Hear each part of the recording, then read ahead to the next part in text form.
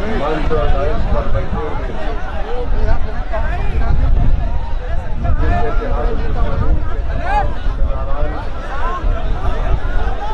सदर उत्तर प्रदेश मोहतरम जनाब अब्बास साहब, हमारे स्पोक्स पर्सन आसिम नखार साहब, इस्लामाबाद से मेरे भाई डॉक्टर साहब जो मजलिस इत्तेहाद मुस्लिमीन के उम्मीदवार हैं, रुदौली के तमाम मजलिस के जिम्मेदारान, मौजूद हाजिर इकराम, बुजुर्गान मिल्लत, मेरे गयूर नौजवान साथियों, मैं आप तमाम का शुक्रगुजार हूँ कि आप लोग ने अपना कीमती वक्त निकालकर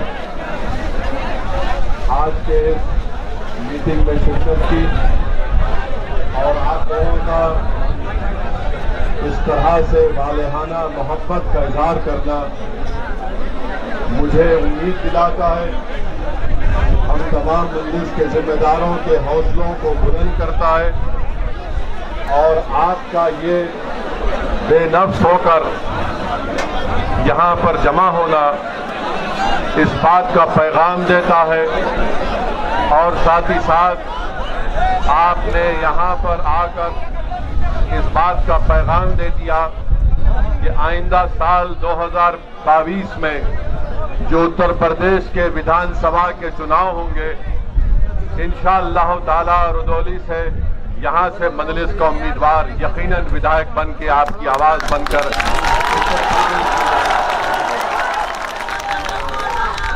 मेरे अजीज दोस्तों, मेरी इज्जतदार माँ और बहनों, मैं ज्यादा वक्त आपके दरमियान में नहीं रहूंगा, बस चंद अहम बातें आपसे करकर यहाँ से रुखसत हो जाऊंगा। मजलिस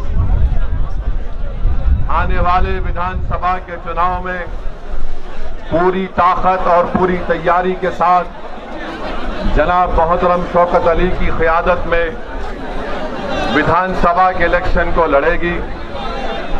ये बात मैं इसलिए कह रहा हूं कि जो मजलिस के मुखालिफीन है वो इस बात को समझ लें कि ये वो मजलिस नहीं है जो 2017 में विधानसभा के इलेक्शन में हिस्सा ली थी। इस 5 साल के अरसे में मजलिस ने अपने संगठन को मजबूत किया। मजलिस का पैगाम उत्तर प्रदेश के घर घर पहुंच चुका है। मजलिस ने अपनी तंजीम को अपनी जमात के लोगों की मेहनत और जुस्तजू की बुनियाद पर पहले से ज्यादा आज उत्तर प्रदेश में मजबूत है और हमारा आपको यही पैगाम है, यही आपसे इल्तिजा और गुजारिश है कि उत्तर प्रदेश में मजलिस की पहली कोशिश ये है कि यहां से आपकी मुस्लिम अक़लियत की एक सियासी लीडरशिप बने। मैं आपको ये बात बताना जरूरी समझता हूं कि उत्तर प्रदेश भारत का सबसे बड़ा स्टेट है, प्रदेश है। यहां पर हर बिरादरी की यहाँ पर उनकी एक सियासी ताकत है, उनकी एक पहचान है। अगर उत्तर प्रदेश में अगर किसी की सियासी लीडरशिप नहीं है, किसी की सियासी आवाज नहीं है, किसी के आवाज की अहमियत नहीं है, किसी के आंसुओं की अहमियत नहीं है, अगर कोई यतीमी और लाचारी के माहौल और मायूस हो रहा है तो वो उत्तर प्रदेश का मुसलमान है। और मजलिस ये चाहती है कि आप जमहूरियत को मजबूत करें। भारत की जमहूरियत कैसे मजबूत होगी? भारत की जमहूरियत उस वक्त मजबूत होगी जब सबको उसमें हिस्सेदारी का उसमें हिस्सा मिलेगा। उत्तर प्रदेश में सबको अपना अपना हिस्सा मिल गया। अगर किसी के साथ इंसाफ नहीं हुआ, किसी को उनका हिस्सा नहीं मिला, तो मैं ये साफ तौर पर कह रहा हूं कि उत्तर प्रदेश के मुसलमान हैं जिनको अभी तक उनका हिस्सा नहीं मिला। और क्यों नहीं मिला? इसलिए नहीं मिला कि आपने पिछले 60 साल से सेकुलरिज्म के झूठे वादे पर आपने मुख्तलिफ पार्टियों को वोट किया। कभी आपने कांग्रेस को वोट किया, उनको नेता बनाया, विधायक बनाया, सांसद बनाया, मुख्यमंत्री बनाया, कभी आपने उनको प्रधानमंत्री बनाया, कभी आपने बीएसपी को वोट दिया, उनका मुख्यमंत्री बनाया, आपने समाजवादी पार्टी को वोट दिया, उनका मुख्यमंत्री बनाया। मगर आप अपने दिल पर हाथ रखकर सोचिए कि आपका पूरे उत्तर प्रदेश में आपका कौन है नेता, कौन है आपकी आवाज, कहां है आपकी सियासी ताकत। आज उत्तर प्रदेश में आपके वोट की अहमियत नहीं है, आपके आंसुओं की अहमियत नहीं है, आपके मसाइल की अहमियत नहीं है। मैं ये कहने पर मजबूर हूं कि उत्तर प्रदेश में अगर सबसे कम पढ़े लिखे अगर कोई है तो मुसलमान है। आखिर क्यों कम पढ़े लिखे मुसलमान है? क्या इसका जिम्मेदार असदुद्दीन ओवैसी है? अगर उत्तर प्रदेश में सिर्फ 2% बच्चे ग्रेजुएट होते हैं तो क्या उसका जिम्मेदार असदुद्दीन ओवैसी है? उत्तर प्रदेश में मुसलमान आउट ऑफ स्कूल चिल्ड्रन है, जो स्कूल के बाहर है, जिनकी उम्र स्कूल में तालीम हासिल करने की है, वो 60% है। उसका जिम्मेदार कौन है? उसका जिम्मेदार असदुद्दीन ओवैसी है। उत्तर प्रदेश की जेलों में सबसे ज्यादा अगर दलित भाइयों के साथ अगर कंडक्ट ट्रायल है तो मुसलमान है। इसका जिम्मेदार कौन है? इसका जिम्मेदार किसी हद तक हमको भी अपने गिरबान में झांक कर देखना है। मैं आपको पैगाम देने आया हूं मेरे अजीज दोस्तों और बुजुर्गों, यकीनन फिरका परस्ती को हराना है, फिरका परस्ती को हराना है। मगर फिरका परस्ती को हराने का मतलब यह नहीं है कि आप खुद हार जाएंगे। फिरका परस्ती को हराने का मतलब यह कि आप जीतेंगे, तभी जाकर बीजेपी को शिकस्त होगी। अगर रुदौली से मंजलिस का उम्मीदवार एमएलए विधायक बनेगा तो यकीनन बीजेपी को यहां पर हम शिकस्त दे पाएंगे। मेरे अजीज दोस्तों और बुजुर्गों, रुदौली में मैं यहां पर खड़े होकर दिल की अमीर गहराइयों से, हमारे इश्तियाक अहमद साहब एक एमएलए हुआ करते थे, भट्टी समाज से उनका ताल्लुक था, मैं उनको खराजी अकीदत पेश करता हूं। आप बताइए, कोई नाम नहीं लेता इश्तियाक साहब का, और फिर मंजलिस पर इल्जाम लगाया जाता है कि मंजलिस इत्तेहादुल मुस्लिमीन वोट काटने के लिए आती है। मेरे अजीज दोस्तों और बुजुर्गों, मंजलिस किसी को काटने को नहीं आती, मंजलिस जोड़ने को आती है, और मंजलिस ये काम करके रहेगी इंशाअल्लाह ताला। मेरे अजीज दोस्तों और बुजुर्गों, अभी हमको यहां के जिम्मेदारों ने बताया कि जो ओवर ब्रिज है रुदौली का,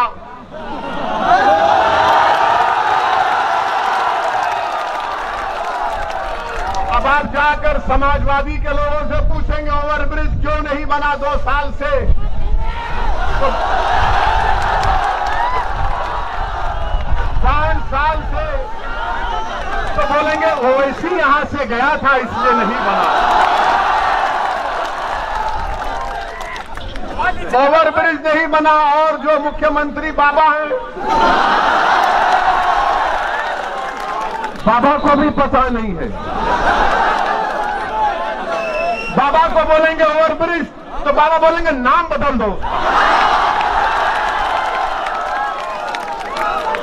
यानी हमारा हाल ऐसा हो गया है। और फिर ओवर ब्रिज नहीं होने की बिना पर हाईवे पे आने के लिए लंबा सफर 10 किलोमीटर का करना पड़ता है। और दूसरी बात यह है कि यहां पर जो कम्युनिटी हेल्थ सेंटर है, माशाअल्लाह खंडेर में तब्दील हो चुका है। मेरे अजीज दोस्तों और बुजुर्गों, पाइपलाइन के लिए रोड खोद दी गई है, मगर ये विकास हो रहा है बाबा के दौर में। बाबा के पास एक ही फार्मूला है, जाके बाबा को बोलिए सर वो नाम बदल दो, काम हो जाएगा। फिरोजाबाद में 50 बच्चे डेंगू से मर गए, 50 बच्चे। नाम बदल दो। क्या नाम बदलने से बच्चे मरना? मेरे अजीज दोस्तों और बुजुर्गों, फिर ये आपके रुदौली में मेरे पास रिकॉर्ड है, ये अखिलेश भी नहीं बोल सकते, ना कांग्रेस ना बसपा के लोग बोल सकते हैं। वो सिर्फ आपको बोलेंगे वोट डालो, हमको वोट डालो, मगर हासिल क्या हुआ बताइए कि उत्तर प्रदेश में माइनॉरिटीज के लिए, जिसमें मुसलमान भी शामिल हैं, 2019-20 में मोदी सरकार ने बाबा की सरकार को 116 करोड़ रुपए दिए कि मुसलमानों के उन गांवों में जहां पर 25% माइनॉरिटी रहते हैं, काम कराओ, स्कूल बनाओ, अस्पताल बनाओ। 116 करोड़ दिए गए और जिसमें से बाबा की सरकार ने, महाराष्ट्र ने सिर्फ 16 करोड़ खर्चा किए। और महाराज बोलते, मोदी बोलते, सबका साथ, सबका विकास, सबका विश्वास। 116 करोड़ में सिर्फ 16 करोड़ खर्चा किए गए। दूसरी बात कि रुदौली तहसील में क्या कोई हायर सेकेंडरी स्कूल है?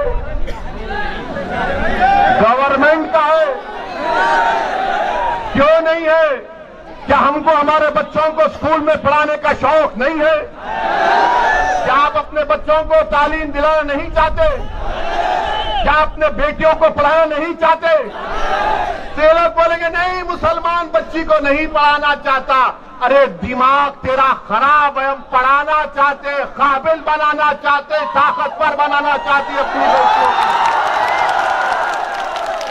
इनको अफगानिस्तान के लड़कियों पर जुल्म की बड़ी फिक्र है, मगर रुदौली में बच्चियों के पढ़ने के लिए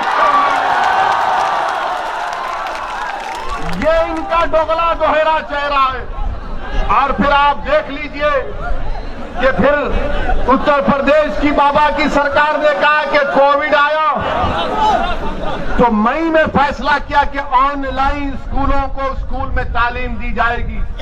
आपको मालूम मेरे भाई, आपके रुदौली में कितने टीचर को कंप्यूटर इस्तेमाल करना आता?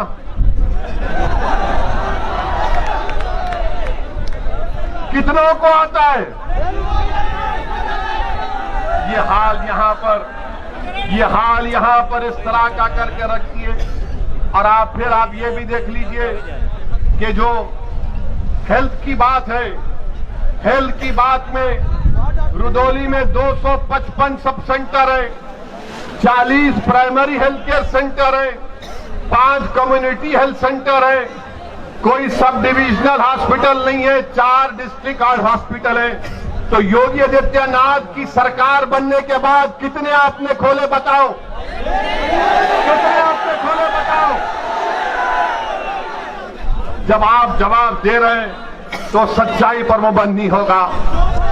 आपको मालूम कि रुदौली में यह जिला अयोध्या का है, यहां पर कितने बच्चे 5 साल की कम उम्र के, जब 5 साल के होते हैं तो स्टंटेड कितने होते हैं, कमजोर कितने होते हैं? 50%। बाबा से जाकर पूछिए, महाराज से, तो बोलेंगे ये फिरका परस्ती की बात कर रहा हो ऐसी। मैं चैलेंज से कह रहा हूं कि 50% 5 साल के कम उम्र के बच्चे स्टंटेड है अयोध्या डिस्ट्रिक्ट में। कौन सी हुक्मरानी बीजेपी उत्तर प्रदेश में कर रही है? और फिर वेस्टेड बच्चे 19%, अंडरवेट यानी जो उम्र में वजन उनका होना चाहिए कितने मालूम आपको? 45%। मैं जो कुछ कह रहा हूं, अगर मेरी बहन, मेरी मां मेरी बात को सुन रही है तो कहेगी कि हाँ ये बात सच है कि जिस बेटी को मैंने 9 महीने अपने पेट में रखकर पैदा किया, आज वो स्टंटेड भी है और उसका वेट भी कम है। मेरे अजीज दोस्तों और बुजुर्गों, वहीं पर यह सरजमीन, हम जब यहां पर आ रहे थे तो 2 दिन से हमारे माशाल्लाह मीडिया के बड़े बड़े लोग बोलना शुरू कर दिए कि ओवैसी अयोध्या को नहीं जा रहे हैं, ओवैसी अयोध्या का नाम नहीं लेते हैं। मैंने कहा भाई साहब, अयोध्या भी भारत में है, फैजाबाद भी भारत में है और ओवैसी भी भारत में है। अब फैजाबाद की तारीख इनको नहीं मालूम, जो शाम में 6 बजे टीवी पर बैठते हैं, 8 बजे बैठते हैं, 9 बजे बैठते हैं, ऐसा बैठकर भाषण देते हैं, खुतबा देते हैं और ऐसा देते हैं कि बस नरेंद्र मोदी उनको देखे तो कहे कि ये तो मेरा घर वाला। क्या कहा उन्होंने कि ओवैसी को अयोध्या नहीं जा रहे। मेरे भाई, अयोध्या भी जाएंगे, क्यों नहीं जाएंगे? हम जब कश्मीर गए तो अयोध्या नहीं जाएंगे। और फैजाबाद की तारीख, इनको नाम फैजाबाद से इतनी जलन क्यों है? नाम बदल दिया, पेट में दर्द क्यों होता है? फैजाबाद की जेल में क्या अशफाकुल्लाह को फांसी नहीं दी गई थी? क्या फैजाबाद की जेल में अशफाकुल्लाह को जब फांसी दी जा रही थी तो क्या अशफाकुल्लाह जब फांसी के फंदे पर जा रहा था तो उसकी जबान पर कुरान की आयतें थी? जब अशफाकुल्लाह फांसी के फंदे पर गया तो रास्ते में जेल के लोगों से मिलकर कहा कि खुदा हाफिज, मैं अपने रब से मिलने जा रहा हूं। क्या अशफाकुल्लाह ने जब फांसी का फंदा लेकर उसको चूमा और अपने गले में डाला तो पूछने वाले ने पूछा कि बता मरने वाले, तेरी आखिरी ख्वाहिश क्या है? तो अशफाकुल्लाह ने क्या ये नहीं कहा कि ला के रख दे खाके वतन मेरे कफन में? ये मोहब्बत के मज़ार अशफाकुल्लाह ने। ये हमको बोलना पड़ता है, वरना ये 6 बजे 8 बजे 9 बजे बैठकर जो चीखे मारते हैं, जो पुकारते रहते हैं कि हम माई बाप देख लो हमको आपकी तारीफ में बोल रहे हैं, इनको बताना पड़ेगा। इनको बताना पड़ेगा कि ये लोग बात करते हिंदू और मुसलमान के इत्तेहाद की मोहब्बत की, यकीनन वो पैदा होना चाहिए। और कैसे पैदा होगा? अशफाकुल्लाह और राम प्रसाद बिस्मिल की दोस्ती कैसी थी? राम प्रसाद बिस्मिल अशफाकुल्लाह एक मंदिर के पास बैठे थे शाम के वक्त, एक मुसलमान आ गए मंदिर पर हमला करने के लिए, तो अशफाकुल्लाह ने अपना रिवॉल्वर निकाल कर कहा, खबरदार तुम मंदिर पर हमला नहीं करोगे वरना अशफाकुल्लाह फायर करेगा। ये मोहब्बत की मिसालें थी। क्या आपको मालूम नहीं? सुनिए, मैं थाली बजाने के लिए या आपसे दाद हासिल करने के लिए यहां पर नहीं आया हूं। मैं तुम्हारी थालियों का मोहताज ना कभी था ना कभी रहूंगा। मैं किसी का मोहताज हूं तो अल्लाह का मोहताज हूं। मैं तुमको आपको बताने आया हूं कि अपने दिलों में एक इनकलाब पैदा करो, अपने दिलों में एक तब्दीली पैदा करो। अगर जिंदा हो तो जिंदा कौम की मिसाल बनो, अगर जिंदा हो तो हरकत करो, अगर जिंदा हो तो अपनी पार्टी का वोट दो, अगर जिंदा हो तो तोड़ दो ये तमाम गुलामी की कैदियों की जंजीरों को जो 60 साल से तुमको डरा डरा कर तुम्हारा वोट हासिल करके हमको बर्बादी के चाहने पर लाकर खड़ा कर दिया। मेरे अजीज दोस्तों और बुजुर्गों, अशफाकुल्लाह शहीद को एक मुसलमान जेलर जाकर अशफाकुल्लाह से कहता है कि अशफाकुल्लाह तुम गवाही माफी बन जाओ, तुम ये तमाम जो दीगर हिंदू हैं जिन पर काकोरी ट्रेन का मुकदमा हुआ तुम उनके खिलाफ बोलो। तो अशफाकुल्लाह ने कहा, मैं एक मुसलमान हूं और बाकी मेरे साथी हिंदू हैं, मैं अपने आप को गिरने नहीं दूंगा, ना अपनी कौम को गिरने दूंगा। मैं अंग्रेजों के खिलाफ था और रहूंगा। मेरा ख्वाब है कि मुल्क आजाद हो। मैं आज रुदौली में खड़े होकर आप तमाम से अपील कर रहा हूं कि अगर हम अशफाकुल्लाह के ख्वाबों को पूरा करना चाहते हैं, अगर हम राम प्रसाद पंडित राम प्रसाद बिस्मिल के ख्वाबों को पूरा करना चाहते हैं, तो अशफाकुल्लाह ने ये ख्वाब देखा था। अशफाकुल्लाह ने ख्वाब देखा था कि मुल्क जब आजाद होगा तो यहां पर सबको उनका हिस्सा मिलेगा। अशफाकुल्लाह ने ख्वाब देखा था कि मैं फांसी के फंदे पर चढ़ जाऊंगा, 27 साल की उम्र में अपनी जवानी को इस मुल्क पर कुर्बान कर दूंगा, मगर आने वाले नौजवानों का मुस्तकबिल खराब नहीं होगा। नौजवानों, रुदौली के गय्योर नौजवानों, उत्तर प्रदेश के मेरे गय्योर नौजवानों, तुमको अशफाकुल्लाह के ख्वाबों को पूरा करना है। तुमको पंडित राम प्रसाद बिस्मिल की तरह उस मोहब्बत की निशानियों को बताना है, और मोहब्बत होगी तो गुलामी नहीं होगी, हिस्सेदारी की मोहब्बत होगी, हिस्सेदारी की मोहब्बत होगी। ख्वाब अशफाकुल्लाह ने देखा था, अब उन ख्वाबों को पूरा करना आपकी जिम्मेदारी है।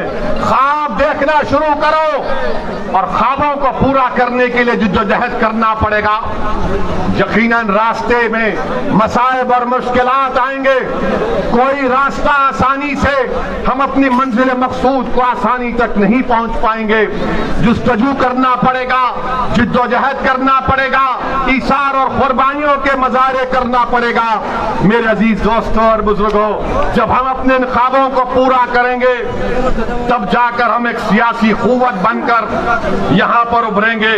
मेरे अजीज दोस्तों और बुजुर्गों, मैं आपको यह भी बताना चाहूंगा कि रुदौली में यहां पर जहां पर हमने इश्तियाक अहमद साहब का जिक्र किया तो रुश्दी मियां का भी जिक्र करना।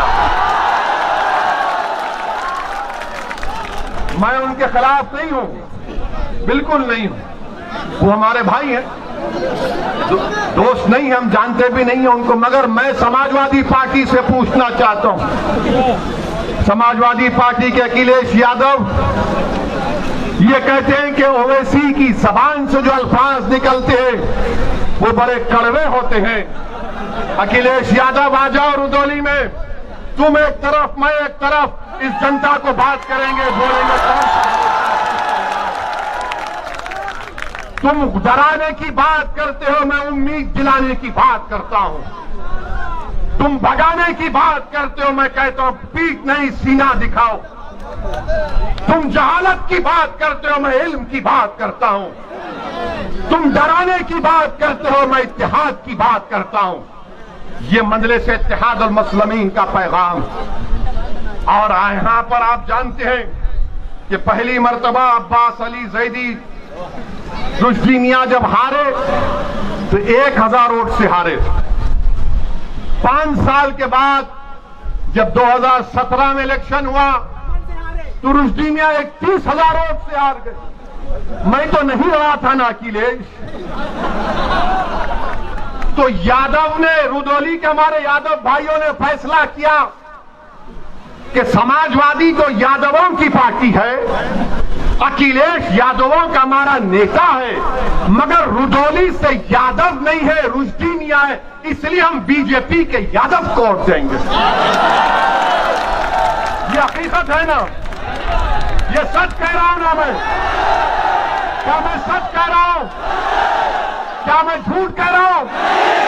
तो फिर आप 22 के चुनाव में क्या करेंगे? फिर आप किसको वोट देंगे? आप किसको वोट देंगे? आप ये काम करके दिखाना है, सिर्फ जज्बात में आकर नहीं कहना है, बल्कि कामयाब करना है अपनी पार्टी को।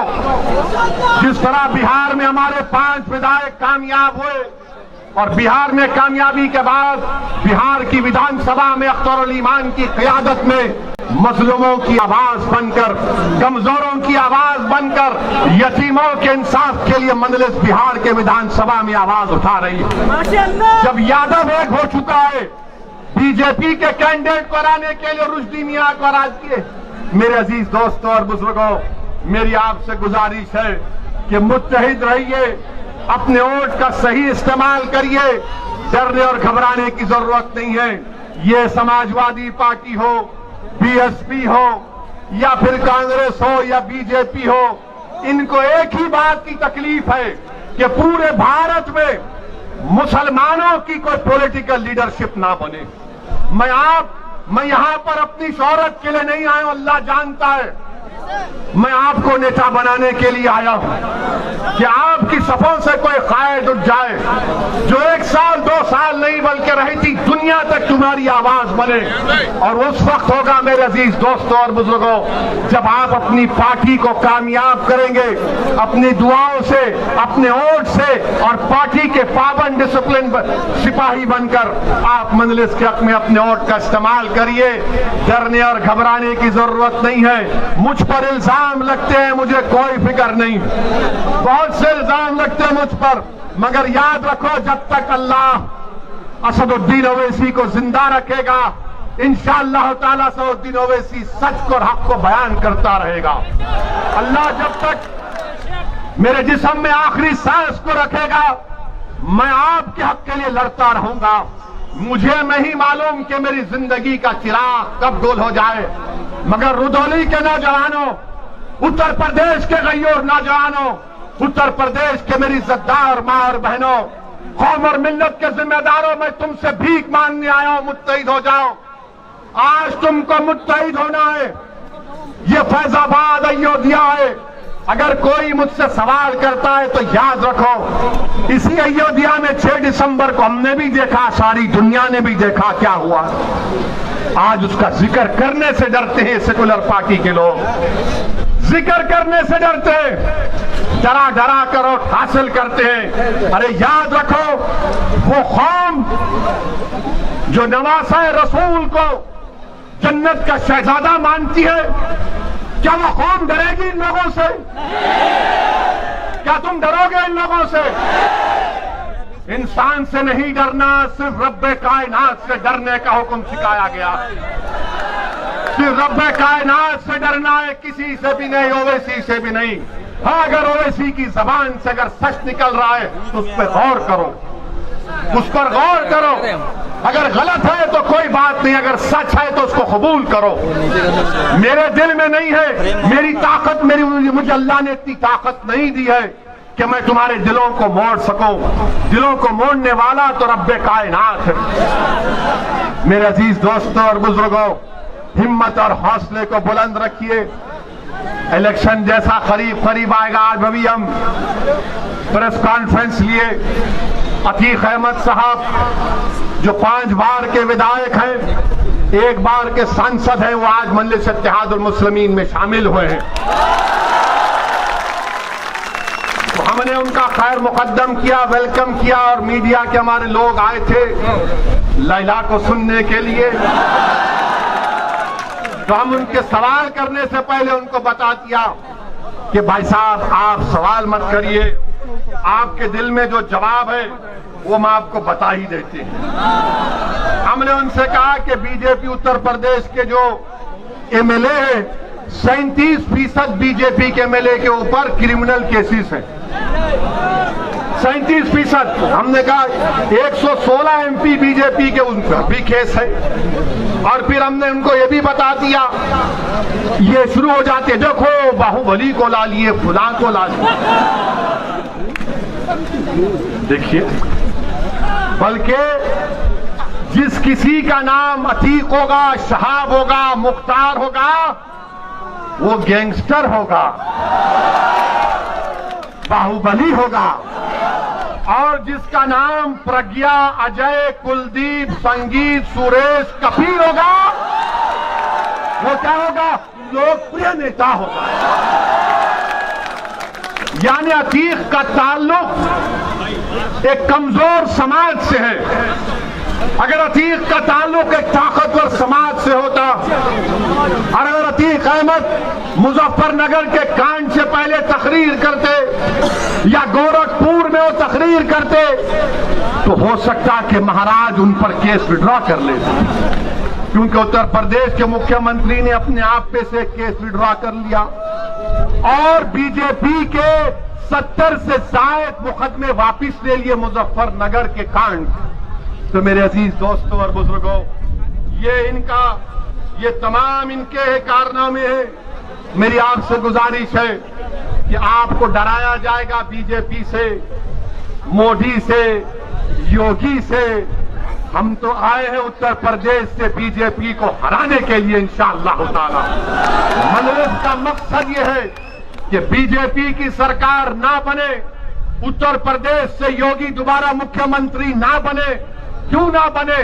क्योंकि योगी आदित्यनाथ की सरकार ने गंगा में लाशें बह रही थी, ऑक्सीजन नहीं था, दवाएं नहीं थी, जलाने के लिए लकड़ी नहीं थी, दफनाने के लिए जमीन नहीं थी। और अगर किसी गरीब ने इन तमाम की नहीं होने की बिना पर नदी के किनारे जमीन पर दफना दिया, तो दुनिया ने देखा कि कुत्तों ने किसी के बाप और भाई और बहन की लाशों को नोच नोच कर खाया। ये हुआ है। इसीलिए बीजेपी की मुखालिफत करना है। मंजलिस के हक में अपने वोट का इस्तेमाल करिए, मंजलिस को कामयाब करिए, ये सेकुलरिज्म की कामयाबी होगी। पार्लियामेंट में आपने देख लिया, कोई आकर ये कहेगा इस सेकुलर पार्टी का, अरे ओवैसी के तो 2 MP हैं, क्या खोल लेगा। अरे भारत की पार्लियामेंट देखती है कि असदुद्दीन ओवैसी के साथ इम्तियाज चली जाए, दूसरी तरफ मोदी के 300 है, मगर जब एक तुम्हारा भाई टोपी और दाढ़ी के साथ खड़ा हो जाता है तो 300 में दर्द शुरू हो जाता है। और हम किसी मजहब के खिलाफ नहीं बोले, आज तक ना बोलेंगे इंशाअल्लाह ताला। मैं तो मिसाल दिया कि अशफाकुल्लाह की और बिस्मिल की मिसाल आपको दिया, मगर याद रखो ये लोग क्या बोलते कि मिल जाओ, मिलेंगे, दिल मिले हुए हैं, मगर हिस्सेदारी चाहिए। 19% यादव हैं, 19% मुसलमान हैं, 9 या 10% यादव हैं, मगर मुख्यमंत्री आपका ही बनेगा और हमको चपरासी की भी नौकरी नहीं मिलेगी, हमारे बच्चों को स्कूल नहीं मिलेगा, वो ओवरब्रिज नहीं बनेगा, कुछ नहीं बनेगा। आप एक बार अच्छा फैसला करके आने वाले विधानसभा के चुनाव में आप अपना एक वोट पतंग के निशान पर बटन दबाइए, अपनी पार्टी को कामयाब करिए।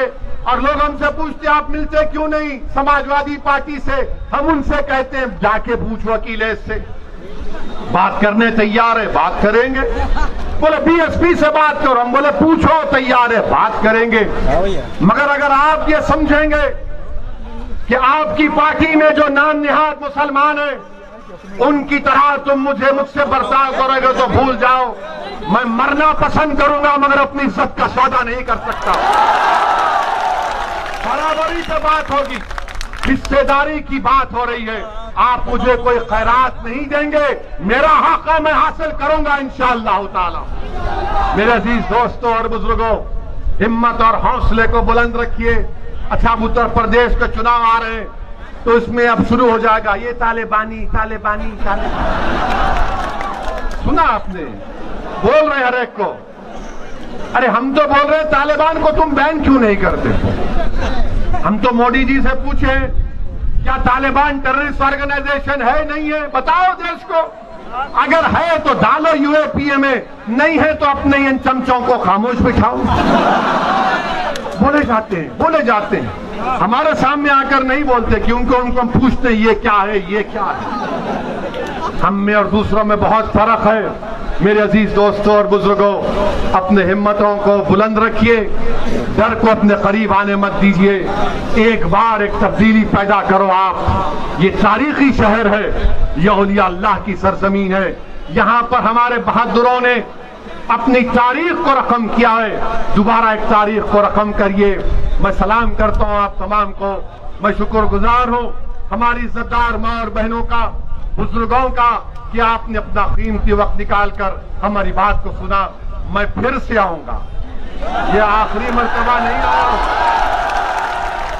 अगर सपा बीएसपी बीजेपी के लोग समझ रहे हैं कि दोबारा नहीं आऊंगा, मैं आऊंगा, बार बार आऊंगा, हर बार आऊंगा, आपके दिल में जगह बनाकर जाऊंगा और आप में से किसी को इंशाअल्लाह अल्लाह विधायक बनाएगा मंजलिस के टिकट पर इंशाअल्लाह। अस्सलाम वालेकुम व रहमतुल्लाहि व बरकातहू।